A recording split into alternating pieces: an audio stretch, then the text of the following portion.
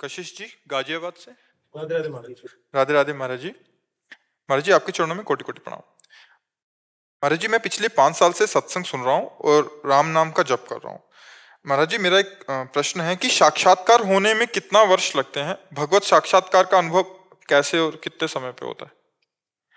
अगर कोई अपने तप का तो कोटि जन्म तक रगड़ करे तो भी भगवत साक्षात्कार नहीं हो सकता। और आर्त भाव से पुकारा जाए तो एक नाम में भगवान आ सकते हैं, एक नाम में आ सकते हैं ना।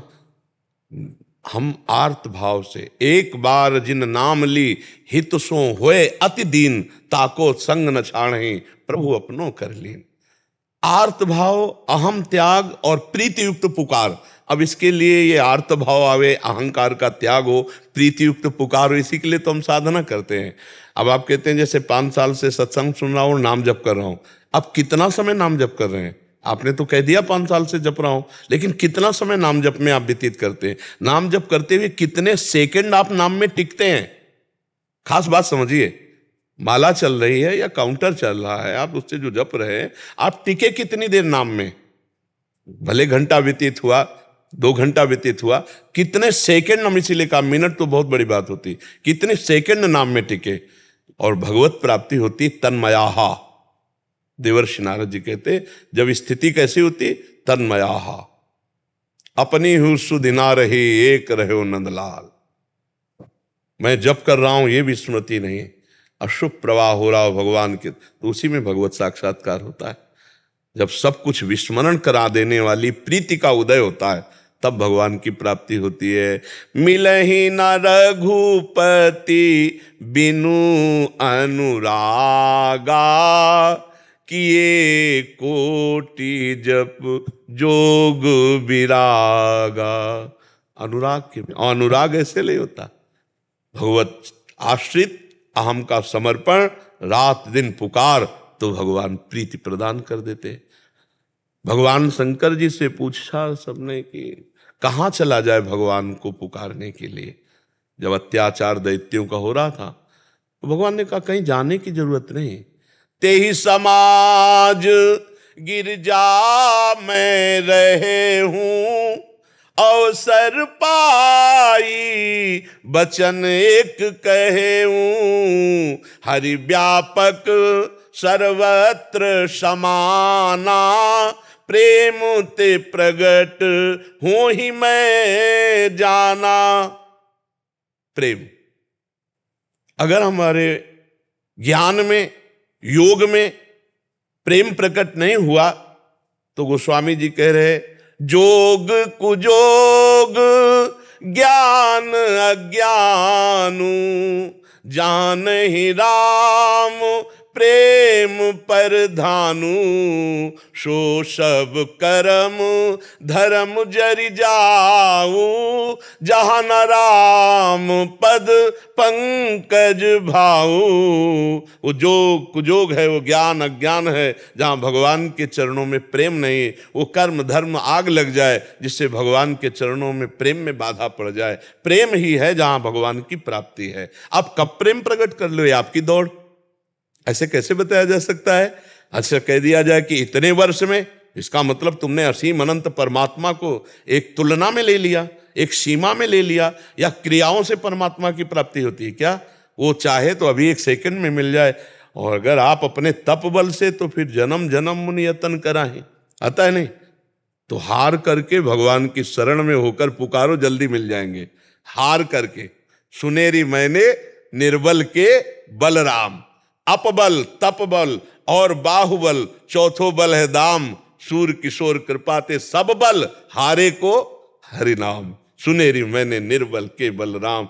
द्रौपदी जी जब हार गई, जीव का स्वभाव है वो ऐसे भगवान का आश्रय नहीं लेता।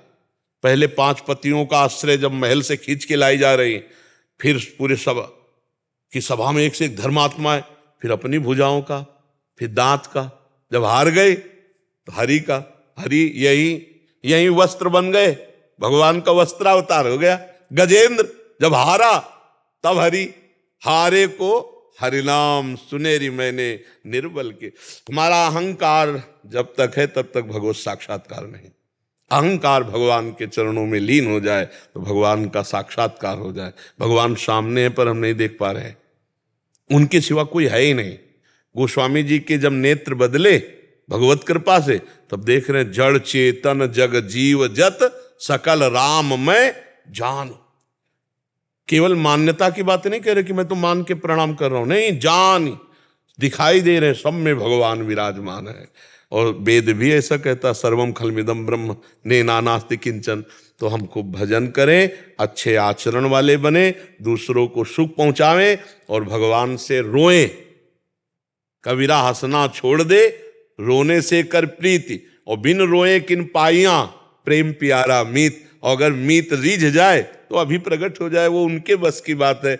उनको कोई अपने तौल से तप बल से नहीं खरीद सकता कि मालिक हम इतना तप किया तो आपको खरीद लेंगे। तप से भगवान को नहीं खरीदा जा। कोई जप का अभिमान करके भगवान को नहीं, जब हुआ तो रो रो के भगवान। रुदु सुस्तुरम राजन कृष्ण दर्शन लालसा, तो तासा माविर भूत छोरी इसमें मान मुखाम मुजा पीताम्बर धरा सर्गवी साक्षात मनमत मनमता। जब गोपी जन रोई तो ठाकुर प्रकट हो गए ना। तो सही बात पूछो तो भगवान कब प्रकट होते? जब भगवान के बिना हमसे जिया ना जाए। नहीं, अब दरस बिन दुख, जैसे मीरा जी कहते ला, दरस बिन दुखन लागे नैन, दरस बिन दुखन लागे नैन। ऐसी स्थिति आ जाए नाम जप से तो बात बन जाए। सत्संग सुनो, नाम जप करो और पवित्र आचरण। चरित्रहीन में कभी प्रेम प्रकट नहीं होता। जो चरित्रहीन है वो कभी प्रेम को प्राप्त नहीं। पावन चरित्र हमारे भगवान का, तो पावन चरित्र भक्त का भी होता है। अगर हमारा चरित्र दूषित है कि हम जो मन आया खा लिया, जो मन आया भोग लिया, जो मन आया देख लिया, जो मन आया सुन लिया, ऐसे को भगवत प्राप्ति नहीं होती। इंद्रियों को कब्जे में रख करके भगवान के आश्रित होकर जैसा भगवान आज्ञा कर रहे हैं, तस्मात् शास्त्रम प्रमाणम ते कार्याकारो, जो कार्य और आकार्य की व्यवस्था की गई वैसे चले तो फिर भगवत प्राप्ति हो जाती है। खूब नाम जप करो और भगवत आश्रित रहो, उनसे उनके लिए तड़पो। अभी तो भगवान की प्राप्ति की चाह नहीं है प्रभु, अभी नहीं चाह है। आपने जो प्रश्न किया वो भी चाह नहीं है। क्यों? 500 रुपए में भगवान को आप 5 मिनट भूल सकते हैं, भूल जाएंगे ना? ईमानदारी से बताइए, 500 रुपए में आप 5 मिनट भगवान को भूल सकते हैं? 5 मिनट। अभी भगवान की प्राप्ति की वो लगन नहीं लगी कि त्रिभुवन की राज्य लक्ष्मी देने पर भी जो आधे पल के लिए भगवान को न भूले वो भगवत प्राप्ति का अधिकारी। आपने पूछा कैसे? त्रिभुवन की राज्य लक्ष्मी देने पर भी आधे पल के लिए भगवान को न भूले। हम जो कह रहे हैं इसको आप अपने अभ्यास में लाना कि एक अच्छा भोजन आपको भगवान का विस्मरण करा सकता है, एक 500 का नोट भगवान का विस्मरण करा सकता है, 500 के लाभ में आप अनंत महिमाशाली भगवान को भूल सकते हैं, एक मंद मुस्कान में, तिरछी चितवन में आप भगवान को भूल सकते हैं। नहीं, और जब त्रिभुवन का सारा आकर्षण एक साथ आ जाए फिर भी यही हाय हाय मचे, हे भगवान आपके सिवा नहीं खान पान ते भावे है, नहीं कोमल वसन सुहावे है, सब विषय लगे ते खारा है, हरि आशिक का मग ल्यारा है। जिसके नेत्र घनश्याम से लड़ गए उन नेत्रों को फिर और कोई खींच नहीं सकता। नहीं, हाँ, इसलिए खूब नाम जप करो और भगवान से प्रार्थना करो कि वो स्थिति भगवान दे, स्थिति भगवान दे कि हर भोग सामग्री हमें विषवत लगे। ब्रह्मादिक के भोग सब विषम लागत ताय, नारायण ब्रज चंद की लगन लगी है जाए। जिसे ब्रह्मबोध या भगवत प्राप्ति की लगन लगती उसे फिर ब्रह्मादिक के भोग भी नहीं खींच सकते। तो हम लोगों को तो यही मर्त्य लोक के भोग गिरा देंगे। नहीं, अप्सराओं की थोड़ी जरूरत है, वहां से दिव्य लोक से आने की थोड़ी जरूरत है। यही कि चुटुर पुटुर सब गिर जाएंगे। जब मृत्यु लोक के भोग ही नहीं बख्श रहे हैं तो फिर अन्य दिव्य लोगों ब्रह्मादिक के भोग सब विष सम लागत ताई, नारायण ब्रज चंद की लगन लगी ही जाए। जिसे भगवत प्राप्ति की लालसा जागृत हो जाती है, ब्रह्मादिक के भोग भी उसे विष के समान लगते हैं। नहीं ना? भारत जी, आखिरी समय में यदि अत्यंत पीड़ा हो या मूर्छित हो जाए तो आखिरी समय में सांस में नाम जप ना कर पाए तो? अगर जीवन भर अभ्यास किया है तो अंतिम समय भगवान स्मरण बन करके उसके हृदय में स्फुरित होते हैं। ये बात ध्यान रखना।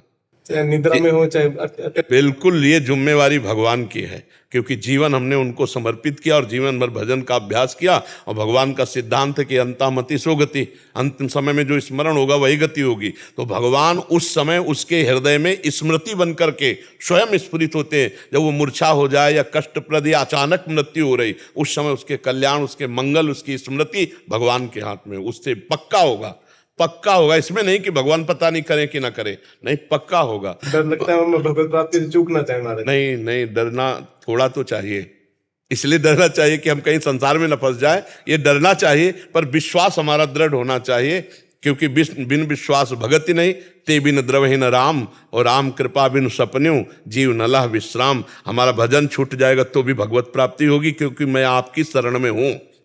अब आपकी जिम्मेवारी है, हम बेहोश हो जाए, हम सो रहे हैं, हम मूर्छित में हैं, ये जिम्मेदारी हरि की है। मैं उनके होश में है तो हम रामकृष्ण हरि बोलेंगे, राधा राधा बोलेंगे। जब हम बेहोश हैं तो हमारी जिम्मेवारी थोड़ी हुई, आपकी जिम्मेवारी है, क्योंकि मैं आपकी शरण में हूँ। हेले सुप्रिया जी, राधे राधे महाराज जी। गुरुदेव आपके चरणों में कोटि कोटि प्रणाम। महाराज जी, प्रेम लक्षणा भक्ति क्या है और ये कब जागृत होती है और इसका अनुभव कैसे होता है? प्रेम लक्षणा भक्ति का जो स्वरूप है, पहली बात तो है अनिर्वचनीयम।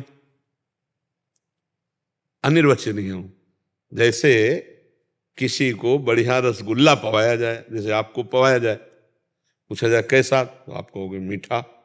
कितना मीठा? बोले बहुत मीठा। बहुत मीठा कितना? बोले खा के देख लीजिए। इतना, इसके आगे उत्तर नहीं दे सकते आप, यही 3 उत्तर होंगे। अगर गूंगे को पवा दे तो फिर उत्तर ही नहीं है, उसकी मुस्कुराहट से समझ सकते हो।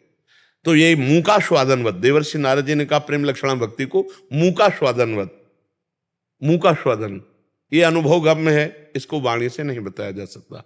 अनिर्वचनीयम प्रेम स्वरूपम, वाणी के द्वारा इसका प्रवचन नहीं हो सकता प्रेम का। अब उसके जो भाव के लिए कहा, उसका इतना सूक्ष्म तरम अनुभव स्वरूपम प्रतिक्षण वर्धमानम, पर सूत्र का जो सार है वह कामना रहितम। यदि कामना रहित हो जाए तो वो प्रेम लक्षणा भक्ति को प्राप्त हो जाए। इसी को गोस्वामी तुलसीदास जी ले, सकल कामनाहीन जे राम भगति रसलीन। जो कामनाएं हैं ये जब तक बनी रहती है तब तक प्रेम की बात नहीं है। कामना और प्रेम में बड़ा अंतर है। कामना अंधकार है और प्रेम निर्मल भास्कर है, और कामना से ही सब कोई चल रहा है। तो प्रेम निष्कामता में जागृत होता है और हम सकामी हैं। एक एक मिनट में कामनाएं जागृत हो रही हैं, आप विचार करके देखिए। तो पहले साधारण भक्ति शुरू होती है, सबकी साधारण भक्ति शुरू होती है, और उसमें कामना होती है कि मैं सुखी हो जाऊं, दुख से निवृत्ति हो जाए।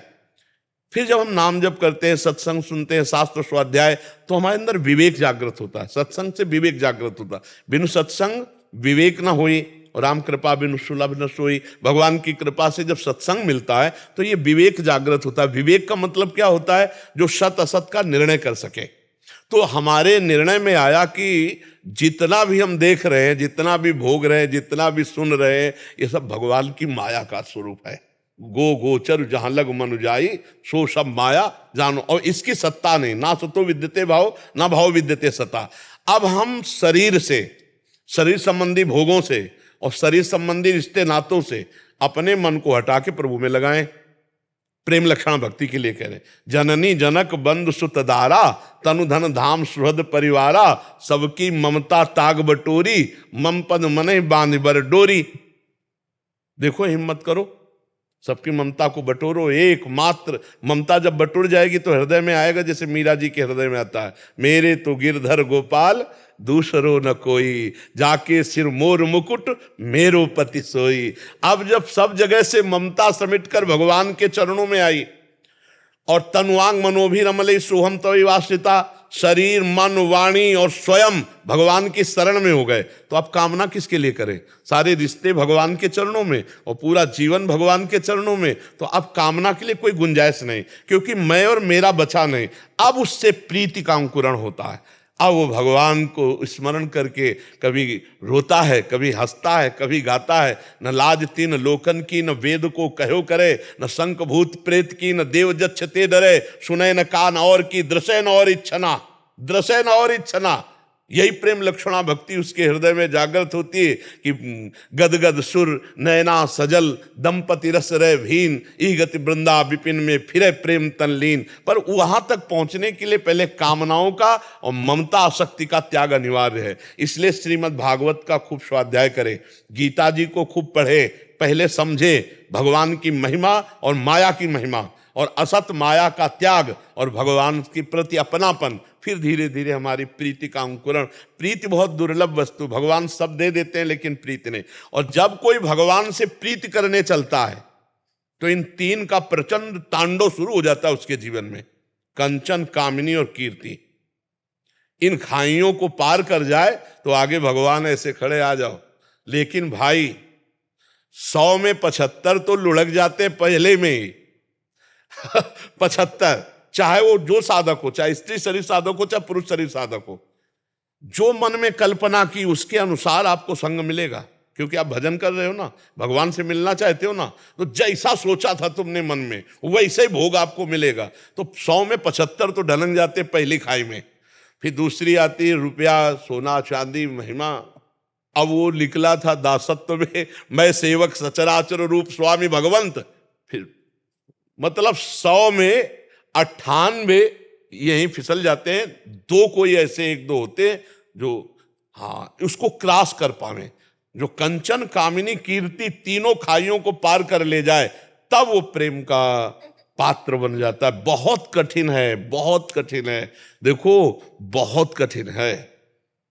जैसे कहते हैं हमको धन से कोई प्यार नहीं, वो जा रहा हो 500 रुपया फेंक दो सामने और छुप जाओ। फिर देखो 500 रुपया उसको कैसे हिलाता है, आगे कदम बढ़ाएगा, पीछे हटाएगा, फिर झुकेगा, आसपास देखे। यद्यपि कोई बात नहीं पार, लेकिन वो 500 रुपया उसको कैसे जगड़ता है आदमी को। इन तीनों को जो पार कर जाए वो प्रेम को प्राप्त होता है। इसलिए नाम जप करें। सबसे पहली बात, नाम का नियम ले ले, भगवान के आश्रित हो जाए और भगवान से प्रार्थना करता रहे कि हमारी ममता आपके चरणों में हो जाए, हमारी अहमता आपके चरणों में समर्पित हो जाए। तो अहमता ममता भगवान के चरणों में जब समर्पित हो जाएगी तभी प्रीति का अंकुरण होता है। इसलिए पहले साधारण भक्ति में लगे, घर में ठाकुर जी विराजमान करे, बिना भोग लगाए पानी भी ना पिए, पहले ठाकुर जी को भोग लगाए, घर के सदस्यों की भगवत भाव से सेवा करे, कभी गुस्सा न करे, कभी कोई गलत आचरण न करे, तो धीरे धीरे हमारी आध्यात्मिक उन्नति होती जाएगी। तो हमारे अंदर भागवतिक दैवी संपदा आने लगेगी, तब प्रेम का प्रकाश होगा। और प्रेम के बाद जो होता है वो तो लिखा पढ़ी की बातें नहीं, वो तो जाने मोरी छाती। हाँ, वो तो हृदय का विषय, वो कहले का विषय नहीं। अनिर्वचनीयम प्रेम स्वरूपम। सवाल ये था महाराज, जैसे हम लोग तो ईश्वर को मानते हैं और ईश्वर का जाप करेंगे तो हम लोग को मोक्ष प्राप्ति होगी। ऐसे हर धर्म के लोग अपने अपने ईश्वर को मानते हैं। हम किसी के विषय में नहीं, केवल आपके विषय में बोलेंगे। हाँ ठीक है, आप बोलिए, आप ईश्वर को मानते हैं? हाँ। आप नाम जप करेंगे, मैं मानता- आपको विश्वास है भगवान की प्राप्ति हो जाएगी? मुझे ऐसा लगता है अभी तक कि भगवान की प्राप्ति हो सकती तो आप निश्चिंत रहिए अपने में। और जब आपको भगवत प्राप्ति हो जाएगी तो आपकी दृष्टि में कोई ऐसा बचेगा ही नहीं जो भगवत प्राप्ति नहीं है। क्योंकि हमारा शास्त्र कहता है जब हमारी दृष्टि में भगवान आ जाते हैं ना तो सब में भगवान ही दिखते हैं। मत्ता परतरम नान्यत किंचिदस्ति धनंजय, भगवान के सिवा कोई है ही नहीं, सर्वत्र वही रमा है, चाहे उसे जिस नाम से पुकारा जाए। तो हम जब बात करते हैं तो जैसे आप प्रश्न कर रहे हैं तो आपके विषय में बात करते हैं, संसार को क्या होगा इस विषय में नहीं बात करते। संसार का जो ये जानना चाहता है मेरा क्या होगा, वो मेरे सामने से बैठकर जब बात करेगा तो भगवान उसको उत्तर दिला देंगे। और हम इतना जानते हैं कि जितने भी धर्म हैं, जितने भी मनुष्य हैं, सब एक परमात्मा के हैं, उसके सिवा कोई नहीं है। इस बात पर आपको संशय कोई है? कोई संशय तो अब उस परमात्मा की आड़ में यदि पाप कर्म किया जाएगा तो चाहे हम हो, चाहे आप हो, चाहे कोई हो, उसको भगवत प्राप्ति नहीं होगी। वो भले परमात्मा का पर्दा लगाए है, भगवत प्राप्ति होगी शास्त्र के अनुसार, गुरुवाणी के अनुसार, जो महापुरुषों ने कहा वैसे चला जाए। और किसी भी धर्म के, हम किसी भी जो ऊपर बोलने वाले महापुरुष हैं, हमें लगता है कि कोई भी धर्मात्मा पुरुष ऐसा आदेश नहीं करेगा कि जीवों को कष्ट हो या जीवों को किसी तरह सताया जाए या किसी के साथ व्यभिचार या अत्याचार किया जाए, मुझे ऐसा नहीं, मैंने पढ़ा नहीं सबके ग्रंथ, लेकिन मुझे ऐसा लगता है कि जो उस महान स्थिति में पहुंचेगा वो ऐसा कैसे उपदेश कर सकता है? नहीं ना, तो फिर मनमानी आचरण माना जाएगा ना। हम धर्म की आड़ पर मनमानी आचरण करेंगे तो भगवत प्राप्ति नहीं होगी, कोई भी हो, उसकी दुर्गति हो जाएगी, चाहे हम हो चाहे कोई अन्य धर्मावलंबी हो। हमें तो ऐसा लगता है, क्योंकि जब ऊंचाई पर वृत्ति चढ़ती है, जैसे हम नीचे खड़े होकर देखें तो कोई मकान ऊंचा कोई नीचा दिखाई देगा, लेकिन हम हेलीकॉप्टर पे ऊंचाई पे उड़े तो हमें सब लेवल नजर आएगी। तो मुझे लगता है किसी भी धर्म से जब ऊंचाई पर चढ़ा जाता है तो सब जगह एक ही परमात्मा विराजमान है, ऐसा अनुभव होता है। तो कोई हिंसा का आदेश कैसे देगा, पशु पक्षी या किसी की भी हिंसा का आदेश कैसे देगा? वो तो सब में परमात्मा स्वरूप देखेगा। यहां तक कि अपनी हानि करने वाले की भी हानि करने के लिए उन्होंने निषेध कर दिया। गुरु तेग बहादुर सिंह जी जो हमारे सिख भाइयों के गुरुदेव है, तो उनके जो शिष्य थे, जब उन्होंने देखा है अत्याचारी अत्याचार कर रहा है तो उन्होंने अपनी शक्ति का प्रयोग करना चाहा तो उन्होंने रोक दिया, नहीं। और यहां तक कि अपने शीश उतरवा दी, लेकिन अपनी शक्ति का प्रयोग करके उन दुराचारियों को भी दंड नहीं दिया जो अधर्माचरण कर रहे थे। ऐसा महान धर्म होता है, धर्म ऐसा महान होता है जो उनको पीड़ा पहुंचा रहे हैं तो अपने आप को शहीद कर दिया, बलिदान कर दिया, लेकिन सामर्थ्य उनके शिष्य में इतनी थी कि उनको भस्म कर देते। जब गुरु अर्जुन देव जी को कष्ट दिया जा रहा था तो एक अन्य धर्मावलंबी मित्र थे, तो उन्होंने कहा कि आपकी इतनी सामर्थ्य और आप एक असमर्थ पुरुष की तरह कष्ट सह रहे, अगर आप अपने तप को बचाना चाहते तो मुझे आदेश दें, मैं तख्त का तख्त भस्म कर दूं। तो उनका इसकी जरूरत नहीं। वाहेगुरु का जो विधान है वो बहुत सुखद है, बहुत मीठा है। तो हमें लगता है कि जब कोई ऊंचाई पर चढ़ता है तो उसे सब परमात्मा स्वरूप नजर आता है। वो कभी किसी को दंड देने के लिए राजी ही नहीं होता और स्वयं पीड़ा सह लेता है। तो हमारा जो धर्म है वो परम धर्म यही सिखाता है कि सब में अपने प्रभु को देखो, अपने आप को कष्ट में व्यतीत करो, दूसरों को कष्ट ना दो। ये हमारा धर्म सिखाता है कि अगर हमारे कोई पिटाई भी कर दे तो हम उसका मंगल मनाएं कि भगवान इसका स्वास्थ्य ठीक रहे, इसकी बुद्धि ठीक रहे और इसको कभी दंड ना मिले। ऐसा हमारा धर्म उपदेश करता है कि स्वयं कष्ट सहकर दूसरों को सुख प्रदान करना। तो मुझे तो लगता है हिंसा, द्वेष, वैर ये कहीं कोई नहीं धर्म सिखाता है। और जो ऐसा करते हैं वो अपने धर्म का अपमान करते हैं, अपने धर्म की अवहेलना करते हैं। हाँ, हमारे इष्ट और धर्म पर आ जाएगी तब हम नहीं मौन रहेंगे। हमारे को पीट लो तो चलेगा, आप हमारे धर्म और हमारे इष्ट और हमारे राष्ट्र, फिर वहां कायरता मानी जाएगी। ये भी बात समझ आए, थोड़ा शांति का और क्षमा का एक स्वरूप ये भी समझ लाए। तो आप समझ रहे हैं हमारी जी।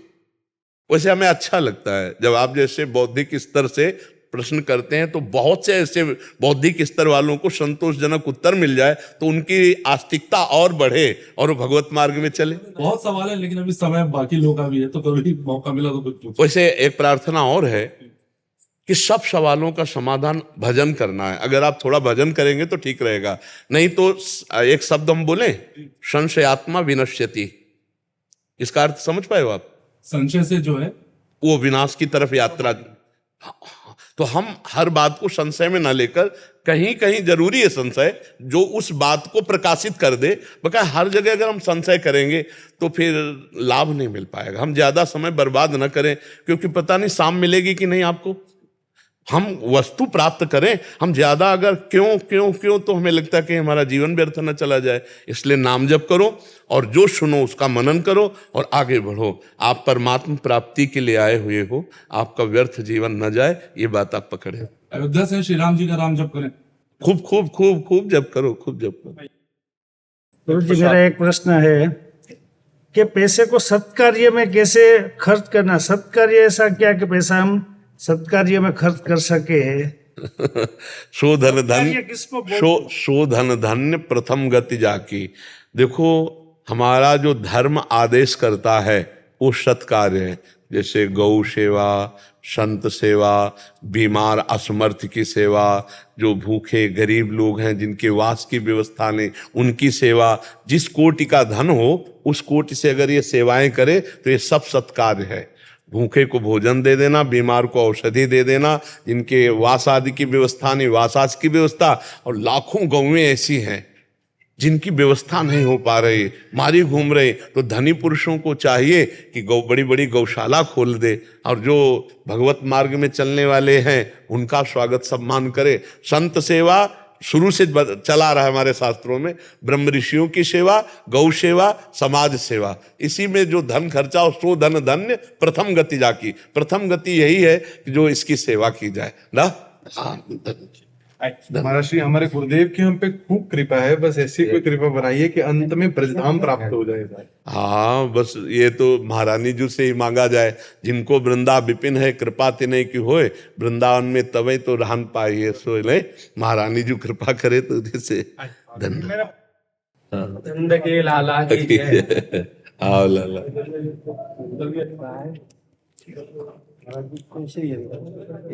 छप्पन भोग गए और महाराज जी स्वास्थ्य सब आनंद है, नंद लाला की कृपा थी। एक भाव आ रहा हो बहुत सुंदर।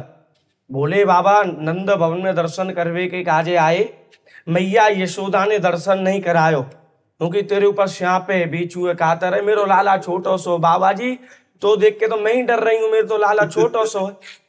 फिर क्या बोला है, फिर बोले बाबा नंदगाम से जंगल में आके आस लगा के बैठ गई।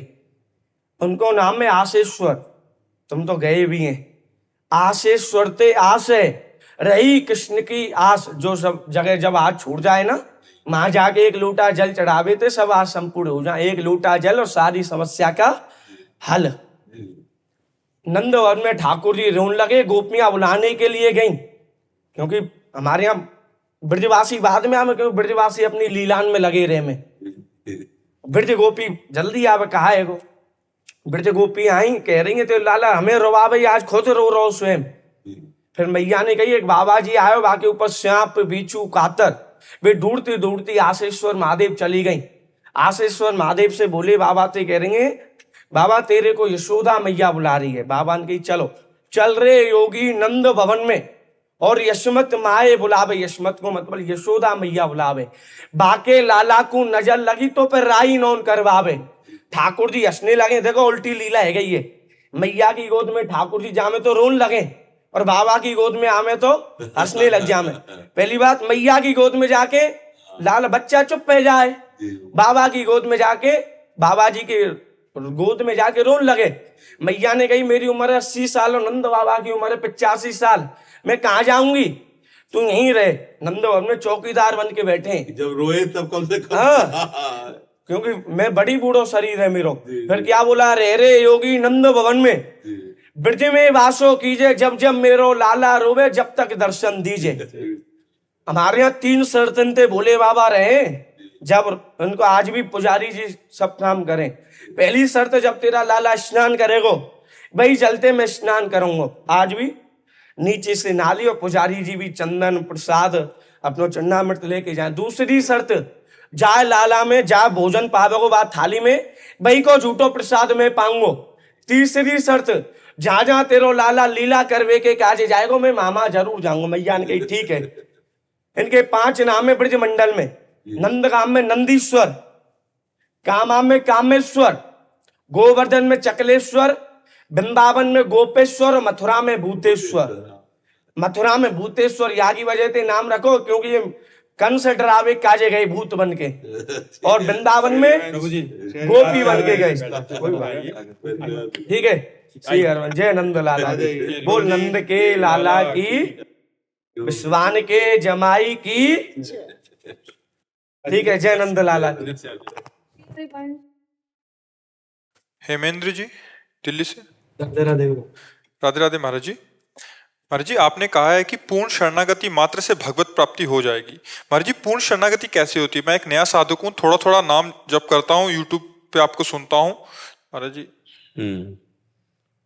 शरणागति वचन की शरणागति, शरीर की शरणागति, अंतःकरण की शरणागति और स्वयं की शरणागति। तन वांग मनोभिर अमलई सोहम तवैवाश्रिता। शरणागति का जो स्वरूप है, पहले हम वचन से बोलना शुरू किए, हे श्री कृष्ण, हे हरि, हे प्रभु, मैं आपकी शरण में। ठीक है, ये वाणी की शरणागति। फिर हमारे आचरणों में शरणागति उतरनी चाहिए। श्री कृष्ण अनुकूलेन प्रतिकूलस्य वर्जनम। प्रभु के प्रतिकूल कोई आचरण न करे। प्रभु के प्रतिकूल जो भगवान शास्त्रों में वर्णन किए, जो ऋषि मुनि संत महात्माओं ने, और दूसरी बात हमारे हृदय में भी भगवान बैठकर कहते हैं कि जब हम कोई गलत कार्य करना चाहते हैं तो अंदर से आता है कि नहीं, ये गलत है। प्रतिकूलस्य विसर्जनम, प्रतिकूल आचरण नहीं होने चाहिए। दूसरी बात हमको सहज में समझना है, आत्मना प्रतिकूलानि परेशान न समाचरेत। जो हम पसंद नहीं करते वो आचरण हम दूसरे के साथ कभी ना करें। जैसे हमको कोई गाली दे, हमें पसंद नहीं तो हम किसी को गाली ना दें। हमारी कोई बहन बेटी को गंदी दृष्टि से देखे, पसंद नहीं तो हम किसी को गंदी दृष्टि से ना देखें। इस तरह से पूरा का पूरा जीवन, शरीर की संपूर्ण चेष्टाएं भगवान के अनुकूल कर दे, शास्त्र के अनुकूल कर दे, संतों की वाणी के अनुकूल कर दे, तो शरीर का समर्पण। अब अंतःकरण में प्रधान है मुखिया मन और बुद्धि। भगवान ने गीता जी में कहा, मय्येव मन आदत्स्व मयि बुद्धि निवेश है। मन और बुद्धि भगवान में लगाना। अब अभी तक हम अपने भोगों के लिए मन बुद्धि से चिंतन करने लगे, अब हम भगवान का चिंतन करेंगे। आज ठाकुर जी को क्या भोग लगाना है, आज ठाकुर जी को कौन सी पोशाक पहनाने। आज हम ठाकुर जी के लिए नौकरी में जा रहे हैं धन कमाने के लिए, जो धन मिलेगा वो सब ठाकुर जी के लिए। हमारा व्यापार, हमारी नौकरी, घर ठाकुर जी का, परिवार के सदस्य ठाकुर जी के, हम उनके सेवक। अब हमारा तन मन वाणी ये समर्पित। अब बचा मैं। अब वो मैं जहां तन मन वाणी लगता है वहीं लग जाता है। दो पद्धतियां, या पहले मन मैं को समर्पित कर दे तो जहां हम जाएंगे वहीं हमारा ये पूरा सिस्टम चला जाएगा, और या जहां सिस्टम जाएगा वहां हमारा मैं अपने आप चला जाएगा। भगवान के चरणों में मैं का समर्पित हो जाना, मैं शब्द का भगवान से जुड़ा हो जाना। जैसे मैं शब्द का भी जगत से जुड़ा हो। बोले आप कौन? मैं अमुक कुल का हूं, मैं अमुक जगह का हूं, मैं धनवान हूं, मैं विद्वान हूं, ये मैं का प्रकृति से जुड़ा हुआ है, परमात्मा से नहीं। और जब आप कौन हैं तो बोले मैं कृष्णदास हूं, मैं रामदास हूं, अब मैं का जुड़ाव अंदर से, मैं श्री जी का हूं, मैं लाडली लाल का हूं। अंदर से जो मैं, हमारे माई श्यामाजू को राज, ये मैं का समर्पण। शरीर से सारी चेष्टाएं भगवत स्वरूप, भगवान के लिए। वो चाहे युद्ध जैसा घोर कर्म क्यों ना हो, वो भगवान के लिए। वाणी से भगवान की चर्चा, भगवान का नाम, बहुत हितकर मृदु व्यवहार, वाणी से भी भगवान की शरणागति। तो ये शरणागति तत्काल भगवत प्राप्ति कराती है। जहां मन, वाणी, शरीर और मैं, इनकी शरणागति हो गई तो भगवत स्वरूप हो गया। तस्मित् तज्जने भेदा भावात। भगवान और भगवान के शरणागत भक्त में भेद का अभाव है, अर्थात वो भगवत स्वरूप हो जाता है। अब इसके लिए पूरा जीवन लगाना पड़ेगा। नहीं अभी थोड़ी हो जाएगी कि अभी नहीं होगी। अभी तो हम वचन से कह सकते हैं हे कृष्ण मैं आपकी शरण में हूं, लेकिन हमारा मन कहीं और जा रहा है, गंदी बातों में जा रहा है, भगवान के प्रतिकूल जा रहा है। हमारे शरीर से प्रतिकूल चेष्टाएं हो रही। हम अपने को अभी इस ठसक में नहीं ला पाए कि मैं भगवान का दास हूं। अंदर से देखो, अंदर की बात आने, मैं श्री कृष्ण का हूं। सावई मना कृष्ण पदारविंदयो। अभी हमारी स्थिति भोगों में, शरीर में, संसार में, यही करने में देर लग रही। शरणागति प्रारंभ से, शरणागति की सिद्धावस्था समर्पण, और इसी समर्पण में भगवत साक्षात्कार। समझ पाए आप? राधा दास जी, श्री हरिवंश महाराज जी। महाराज जी मेरा प्रश्न यह है कि भजन की उच्च अवस्था को प्राप्त कर पुनः उसी स्थिति में पहुंच जाना, फिर से ऐसा लगना कि हम प्रारंभिक अवस्था में पहुंच गए तथा भजन की गति रुकना, इसका क्या कारण है? तथा श्री दूधदास जी को जिस प्रकार वृंदावन प्रत्यक्ष लीला दर्शन हुए वो हमें कैसे हों? नहीं, ये किसकी बात कह रहे हो आप? उच्च अवस्था को प्राप्त हो जाना फिर नीचे आ जाना, किसकी बात कह रहे हैं? आपकी खुद की बात है, किसी के लिए प्रश्न है? तो ऐसी उच्च अवस्था प्राप्त होने के बाद फिर नीचे गिरे नहीं जाता। नहीं स्वात्मा रामम विषय मृग तृष्णाम भ्रमयति। अगर आप पीतल को सोना मान लो तो उसमें जौहरी का क्या दोष? पीतल को सोना मान लो तो जौहरी का क्या दोष। और एक बार जब उच्च अवस्था आ जाती है तो पतन किसी का हो सकता है। भागवत पढ़े हो? भागवत में पढ़ना जाकर प्रिय चरित्र, आत्मबोध को प्राप्त महापुरुष, और फिर उनको गृहस्थी का आदेश करते हैं। फिर एक पत्नी से 10 पुत्र, दूसरी पत्नी से 3 पुत्र, और महान कार्य किए, लेकिन 1 मिनट भी कभी अपने स्वरूप से विचलित नहीं हुए। नहीं स्वात्मा रामम विषय में। उच्च अवस्था किसे कहते हैं? द्वंद्व विमुक्ता सुख दुख संगई गच्छन्त मूढ़ा पदमव्ययम तत्, जो निर्माण अमोहा जित संग दोषा। आप हो गए ऐसे तो उच्च अवस्था कैसे? तुमने अहंकार को समझ लिया उच्च अवस्था। उच्च अवस्था प्रमाणित गुरु करता है, महापुरुष करते हैं। तुम कैसे जान गए कि तुम्हारी उच्च अवस्था है? वो अहंकार प्रमाणित कर रहा है तुम उच्च अवस्था, इसलिए पतन हो गया। अहंकार का पतन होता है, अवस्था का पतन नहीं होता, स्थिति का पतन नहीं होता। स्थिति से पतन होते हुए कभी तुम्हें प्रमाण मिला है क्या? स्थिति से पतन होते हुए कहीं प्रमाण मिला है क्या? अवस्था का, जो अहंकार की अवस्था है, उसका पतन होता है। स्थिति का तो कभी पतन ही नहीं होता, कहीं नहीं पतन होता। आपने अपने को मान लिया उच्च अवस्था का, इसलिए पतन को प्राप्त हो गए। और भजन की उच्च अवस्था क्या है? तृणादपि सुनिचेन, अपने को सबसे छोटा समझना। तो अहंकार ही तो था, माना हुआ कि आप उच्च अवस्था में थे। हमारी बात समझ रहे ना? आध्यात्मिक बात कर रहा हूं, व्यवहारिक नहीं कर रहा हूं कि तुम्हें सपोर्ट कर दे। तुम्हारे अहंकार का छेदन करने के लिए कह रहा हूं कि जो उच्च अवस्था होती है, अगर ज्ञान की उच्च अवस्था है तो एक बार बोध प्राप्त होने के बाद जैसे जगे हुए पुरुष को स्वप्न कभी बाधा नहीं पहुंचा सकता, ऐसे जिसने एक बार अनुभव कर लिया ब्रह्म सत्यम जगन मिथ्या, तो उसे स्वाप्निक जगत कैसे बाधा पहुंचा सकता है? तो स्थिति नहीं। अगर भक्ति की पूछो तो भक्ति की ऊंचाई है तृणादपि सुनिचेन तरोरि सहिष्णुना अमानिना मान देन कीर्तनिया सदा हरि। कैसे वो गिर सकता है? अहंकार का खेल है, अभी अवस्था प्राप्त नहीं है। ठीक से भजन करो, स्थिति कहीं दूसरे योनियों में नहीं, मनुष्य योनि में ही हम प्राप्त करते हैं, वो प्राप्त हो जाएगी। रही ध्रुवदास जी की बात, तो आप पहले ध्रुवदास जी की भावना को देखो, क्या कह रहे हैं? सब अंग गुणहीन हो ताको यतन न कोई, एक किशोरी कृपाते जो कछु होई सोई, सो कृपाति सुलभ नहीं ताको कौन उपाय, चरण शरण हरिवंश की सहज ही बन्यो बनाओ। क्या देख रहे अपने में? सकल हीनता, ना कोई तपस्या, ना कोई साधना, ना कोई गुण। मेरा क्या हो सकता है? मेरा तो किशोरी कृपा से हो सकता है। और राष्ट्रमंडल में न खाना न पीना, पड़े पड़े श्री जी को पुकार रहे, तो रात्रि में श्री जी पधारी, श्री चरण रखा मस्तक पर और कहा जाओ। तो 42 लीला जैसा प्रेम ग्रंथ रच दिया, और हर समय श्री जी की रूप माधुरी, लीला माधुरी। ये गुण साधन ते नहीं होई, तुम्हारी कृपा पाओ कोई कोई। अहंकार समर्पित, रात दिन प्रियालाल के चिंतन में डूबे, और फिर कह रहे हैं सकल अंग गुणहीन हो, कोई हम में गुण नहीं, कोई हम में। तो आपको बताया ना, भक्ति की ऊंचाई तृणादपि सुनिचेन तरोरि सहिष्णुना। तो कौन सी ऊंचाई आपने प्राप्त की? ज्ञान की कि भक्ति की? है तो कहे तुम, पता किसको चला कि तुम्हारी ऊंचाई है? अहंकार को। उसी का पतन होता है। हमारी बात मानते ना? इसमें कोई तर्क है आपको? भाई पता कैसे चला आपको कि आप ऊंचाई में? आपके अहंकार ने बताया ना, वैसे ने आपको गिरा दिया, क्योंकि ऊंचाई थी नहीं, वो अहंकार ने बता दिया।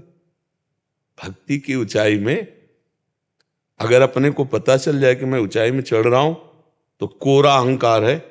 हमने बड़े सिद्ध महापुरुषों को देखा है, दैन्यता और रोते हुए, हमसे भजन वैसा नहीं बनता जैसे बनना चाहिए, आप सब संत जन वैष्णव जन कृपा करो। ऐसा कृपा की भीख मांगते हुए बड़े बड़े महापुरुषों को देखा। इसका मतलब ये कोरा अहंकार है केवल हमारे अंदर, अभी वो भक्ति नहीं। जिस भक्ति की हम ऊंचाई की बात करते हैं, उसे कोई विक्षेप पहुंचा ही नहीं सकता, क्योंकि भक्त की रक्षा भगवान करते हैं। करो सदा तिनके रखवारी, जिम बालक राखे महतारी, सीम की चाप सके को तासु, बड़ रखवार रमापति जासु। फिर बाधा कैसे आ गई? बाधा तब आती है कीन हो इसका बहु अभिमाना, सुख हो वंचा कृपा निधाना। समझ रहे हो बच्चा? नाम जप करो और वृंदावन की रज लगाओ, संतों का संग करो, और अहंकार ही नष्ट होना साधना का फल है। जिसका जितना देहाभिमान गलित हुआ है वो उतना ही महान ऊंचाई पर चढ़ता है परमार्थ के मार्ग में, और देहाभिमान पुष्ट हुआ वो उतने नीच स्थिति को प्राप्त हो जाता है। नीच स्थिति प्राकृतिक, उत्तम स्थिति भगवदानंद। जब प्रभु के सिवा कोई स्मरण ही नहीं। भक्ति में जानते ऊंचाई किसे कहते हैं? मैं का खो जाना। ज्ञान में ऊंचाई किसे कहते हैं? तू का खो जाना। और अहंकार का खेल मैं और तू। अब देख लो आप कहां थे। अगर भक्ति की ऊंचाई में थे तो अनुभव किसको हुआ? मैं खो जाना चाहिए था। इसलिए हम पहले कहा हम पीतल को कहीं सोना ना समझ ले, नहीं तो जब हम जौहरी के सामने जाएंगे तो हमको निराशा मिलेगी, क्योंकि पीतल को हमने सोना मान लिया। स्थिति थी नहीं, इसलिए ऐसा हमने मान लिया। अब समझ रहे? अब वो कैसे प्राप्त हो, उसके लिए साधन है। भक्ति मार्ग के विविध साधन है। जिन साधनों में आपकी रुचि हो, अपने गुरुजनों के अनुसार उन साधनों के अनुसार चले। बहुत से भाव, शांत भाव, दास्य भाव, सख्य भाव, वात्सल्य भाव, कांता भाव, सहचरी भाव, ये सब भाव है, मार्ग है। तो गुरुजनों का वर्ण करे और उनके अनुसार चले। समझ गए? चलो बच्चा, फिर चलो। अगर हम दौड़ के चले और गिर पड़े तो हमें बैठना थोड़ी, हमें फिर खड़े होकर दौड़ना है, फिर चलना है। पर गिरना हमारा तभी होता है जब हमारे अंदर अहम होता है। बड़ा सूक्ष्म है ये। संस्कृति का मूल चक्र है, आवागमन का मूल चक्र। संस्कृति मूल शूल प्रदनाना, सकल शोकदायक अभिमाना। इसको मिट्टी करना ही साधना है। अहंकार को मिट्टी मिला, धूल बना दो बिल्कुल। या तो इतने बड़े बन जाओ अहम ब्रह्मास्म, या इतने छोटे बन जाओ कि मैं सचराचर रूप स्वामी भगवान, चराचर जगत स्वामी में सेवक हूँ। बढ़िया बात बन जाएगी। प्रभजोत सिंह जी अम्बाला से। राधा वल्लभ श्री हरिवंश महाराज जी, राधे राधे। आपके चरणों में दंडवत प्रणाम। महाराज जी, नाम जप करते समय मन में यही चिंतन चलता रहता है कि हम नाम जप नरक के डर से कर रहे हैं, प्रेम भावना से नहीं। इस चिंतन को प्रेम कोई भावना बात में नहीं, कैसे? कोई बात नहीं। हम अग्नि को प्यार से छुएं या जबरदस्ती कोई छुआ दे, या भूल से छू जाए, या हम क्रोधवश छू लें, तो उसमें एक दाहिका शक्ति है, एक प्रकाशिका शक्ति है और एक दाहिका शक्ति है। वो दाहिका शक्ति जला ही देगी चाहे जिस भाव से हम छुएं। जहर में मारण शक्ति है। हम प्यार से पी जाएं या अश्रद्धा से पी जाएं या जबरदस्ती कोई पिला दे या छल से पिला दे, वो मार ही देगा। अमृत में अमृतत्व है। हम प्यार से पिए या गुस्सा से पी जाए या धोखे से कोई पिला दे, वो अमर ही कर देगा। ऐसे नाम में प्रेम शक्ति, तारण शक्ति, अमृतत्व शक्ति, ज्ञान शक्ति, सब कुछ विराजमान है। हम जैसे भी बने तैसे नाम जप करें, बस वो हमारा काम कर देगा। अगर हम डर से भी नाम जप कर रहे हैं ना, तो ऐसा अभय कर देगा कि गर्दन समर्पित करने पर भी भय नहीं लगेगा। तो हमको नाम से प्रीति करनी है। वो चाहे भयवश प्रीति, प्रीति दो प्रकार से होती है। एक होती है अपनेपन से प्रीति, एक होती है भयवश प्रीति करना। बिनु भय होए न प्रीति, बिना भय के भी प्रीति नहीं होती। तो हमें संसार से भय लगे, नरक से भय लगे, पापों से भय लगे, तो भगवान के नाम में प्रीति हो जाए। तो एक होता है ज्ञान पूर्वक स्वाद लेते हुए अपने प्रीतम का नाम जप करना है, वो आगे आएगा। अपने को चिंता नहीं करना। भाव कुभाव अनख आलसहु, नाम जपत मंगल दिश दशहु। भाव से या कुभाव से, अनख से या आलस्य से, कैसे भी हम नाम जप करें, हमारा परम मंगल हो जाएगा। हमें प्रीति प्राप्त हो जाएगी, हमें मोक्ष प्राप्त हो जाएगा, हमें परम पद मिल जाए। जो चाहेंगे हो जाए। और कुछ न चाहेंगे ना, तो प्रभु आपको छोड़ेंगे ही नहीं। कुछ न चाहो तो हर समय प्रभु बने रहते हैं, पास बने रहते हैं। यह अनुभव होता है उस उपासक को जो निष्काम भाव से निरंतर नाम जप करता है। उसको अनुभूति होती है मेरे प्रभु मेरे पास हैं, हर समय अनुभूति होती है। वो देह में रहते हुए भी देह में नहीं रहता, वो प्रभु में रहता है। तभी तो भारी भारी कष्टों में भी अपने गुरुजनों ने, महापुरुषों ने कभी आह थोड़ी बोला है। जब ये बोला कि तेरा किया मीठा लगे, तो यहाँ तो देखने मात्र से प्राण घबरा जाते हैं वो बात देखकर, और उनको मीठा लग रहा है तो शरीर में नहीं है, वो परमेश्वर स्वरूप है, वो परमेश्वर में ही स्थित है। जो जिसका चिंतन करता है उसकी स्थिति वहीं मानी जाती है।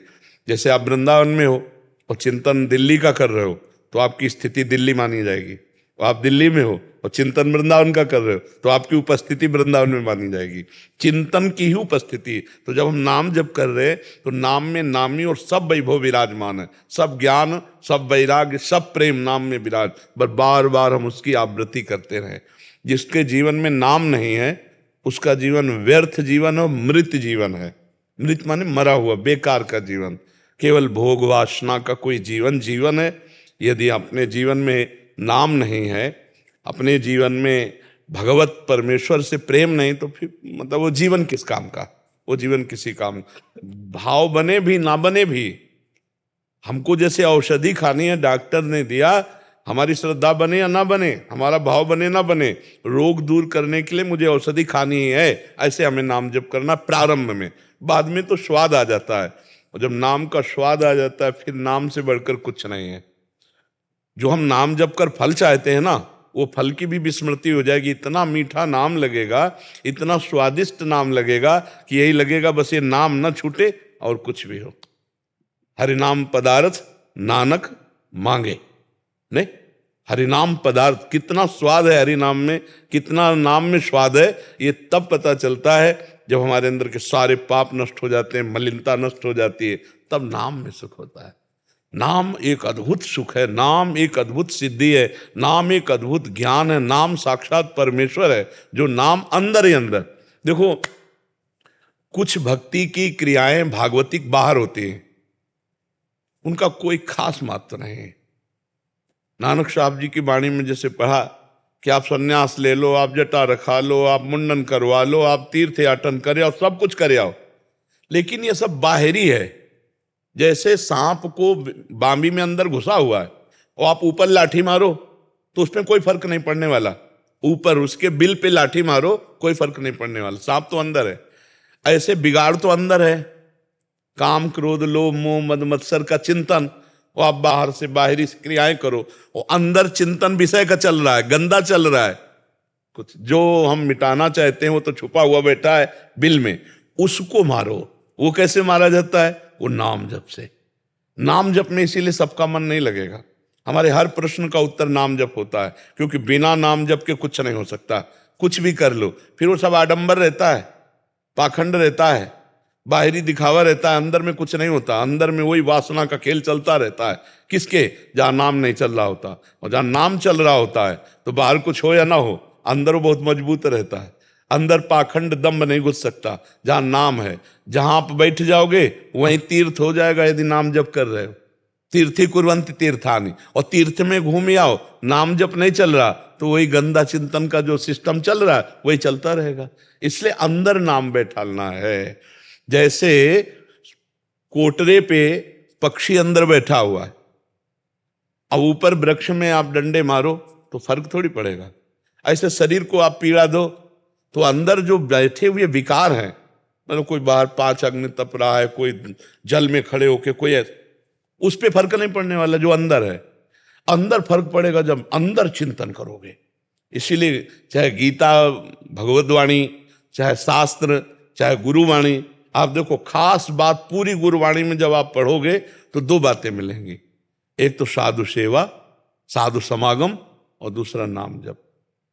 जितने अपने गुरुजन हुए आप उन सबकी वाणी पढ़कर देखो, सबका उतार नाम में ही है। नाम नाम नाम नाम है, सब कुछ है। नाम और साधु समागम, साधु सेवा, साधु संग और नाम, 2 ही बातें हैं।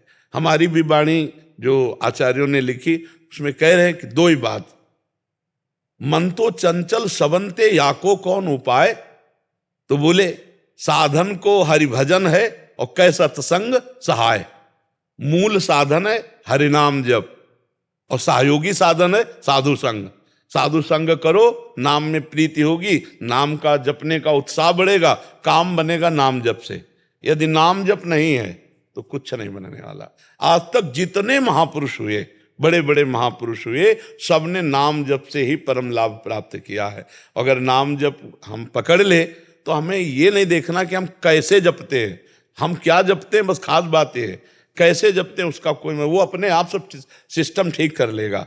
वह अंदर ही अंदर हमें नाम चलाना है, अंदर ही अंदर। जितना अंदर चलेगा उतना ही बाहर भी प्रकाश होगा और अंतर में भी प्रकाश होगा। और अंदर नाम नहीं चल रहा तो बाहर कोई बड़े से बड़ा साधन कर लो, वो अहम पुष्ट करेगा, ये सब बातें होंगी, अहम का नाश नहीं होगा, वो नाम नाश करेगा। इसीलिए नाम पकड़ लो, चाहे वो भयवश जप रहे हो चाहे प्रीतिवश जप रहे हो, वो अपना काम कर देगा। वो आपको निष्काम कर देगा, निर्भय कर देगा, निश्चिंत कर देगा, निशोक कर देगा। समझ पा रहे हैं आप? और सुनो, आपसे, हाँ, आपसे प्रार्थना है, आप नाम जप करते रहिए। हमारा हृदय जो है नाम जप में ही, तो हम कह रहे हैं कि नाम जप करते रहिए, नाम जप से बहुत आपको बल मिलेगा। देखो कैसी भगवान की कृपा है कि 2 जीवात्मा एक शरीर में है। ले, तुम दोनों कोई पूर्व के बहुत प्रेमी रहे होगे तो एक में आ गए। अब नाम जप करना, आपको कोई परेशानी तो नहीं, प्रसन्न रहते हो ना?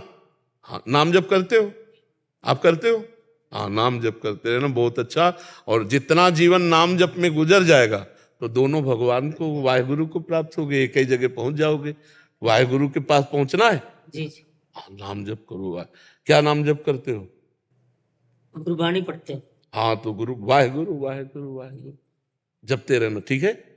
महाराज जी, एक पैर एक सिर से कमांड होता है, दूसरा पैर दूसरे सिर से कमांड होता है, मतलब दोनों को अलग अलग, एक पैर एक भाई का, एक पैर एक भाई का है। हाँ, थोड़ा वो बनाना पड़ता है तालमेल जो। हाँ। पेट एक ही का है, एक ही पेट है दोनों का। और रुचि अलग अलग खाने दिल की। 2 है, दिल 2 है। हाँ, अच्छा। टेस्ट अलग है ना? ये है, ये मतलब भगवान की बिल्कुल एक ही। इसको महाराज जी कृपा समझे, क्या समझे? आसक्ति, 2 जीवों की परम आसक्ति जो अंतिम समय रही, वही एक शरीर में आ गए। जो अंतिम समय इतनी प्रगाढ़ आसक्ति इनकी दोनों की रही कि एक शरीर में आ गए। अंतिम समय का निर्णय होता है। जैसे हमारे शास्त्र में आता है कि भरत जी के हिरण में आसक्त हो गई तो अगला जन्म हिरण का बना, पुरंजन की आसक्त हो गई तो पुरंजनी। ये दोनों जीव आत्मा ऐसे आसक्त हो गए, अंतिम समय चिंतन तो दोनों एक में ही आ गए, एक ही शरीर में आ गए। अब दोनों का दिमाग अलग अलग काम करता है, जबान की रुचि अलग अलग है। मतलब आप नमकीन पाओगे तो आपको नमकीन लगेगा, और आप मीठा पाओगे तो आपको मीठा लगेगा। जी जी। आपको इससे कोई मतलब नहीं। तो आपका शरीर कहां से संबंध बताएगा कि दोनों को एक ही अनुभव हो? कहां तक आप, ये महाराज जी एक लाइन है। नहीं, जैसे हम आपके इस पैर को छुए तो आपको अनुभव नहीं होगा, नहीं। और आपके इस पैर को छुए तो आपको अनुभव नहीं होगा। तो ये कहां तक? पेट तक। जी जी। मतलब पेट तक आपका अनुभव होगा। महाराज जी, इधर छू रहे हैं तो इनको पता नहीं है, इधर छू रहे हैं तो इनको पता नहीं है, ये इनको अनुभव है। इस टांग में छुएंगे तो इनको अनुभव है, इनको अनुभव नहीं है। इस टांग में छुएंगे तो इनको अनुभव है, इनको नहीं है।